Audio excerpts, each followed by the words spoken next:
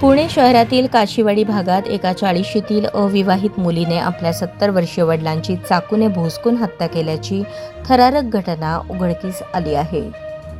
वारंवार होणारी शिवीगाळ आणि त्रासाला कंटाळून मुलीने हे टोकाचे पाऊल उचलल्याचे प्राथमिक तपासात पुढे आले आहे.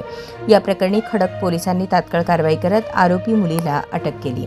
पोलिसांनी दिलेल्या माहितीनुसार जैनुद्दीन दस्तगीर फुलारी वय 70 राहणार काशीवाडी पुणे असे खून झालेल्या वडिलांचे नाव आहे.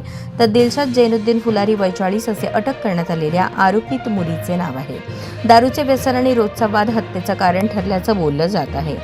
जैनुद्दीन यांना दारूचे तीव्र व्यसन होते. ते रोज रात्री दारू पिऊन घरी येत असत आणि आपली अविवाहित मुलगी दिलशाद हिला कारणाशिवाय शिवीगाळ करत तसेच मानसिक आणि शारीरिक त्रास देत असत. त्यामुळे घरात रोजच वाद होत होते. नेहमीप्रमाणे रविवारी रात्रीही जैनुद्दीन हे दारूच्या नशेत घरी आले. त्यानंतर त्यांनी मुलगी दिलशादसोबत वाद घालण्यास सुरुवात केली.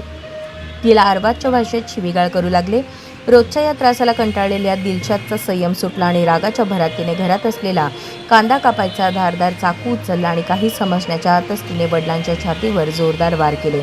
हा वार इतका भीषण होता की गंभीर जखमी झालेल्या जैनुद्दीन यांचा जागीच मृत्यू झाला. घटनेची माहिती मिळताच खडक पोलिसांनी तातडीने घटनास्थळी धाव घेतली. पोलिसांनी रक्ताच्या थारोळ्यात पडलेल्या जैनुद्दीन यांचा मृतदेह ताब्यात घेऊन शवविच्छेदनासाठी रुग्णालयात पाठवला. या प्रकरणी खडक पोलिसांनी हत्येचा गुन्हा दाखल केला असून आरोपी मुलगी दिलशाद फुलारी हिला अटक करण्यात आली आहे. या प्रकरणाचा पुढील तपास पोलीस करत आहेत.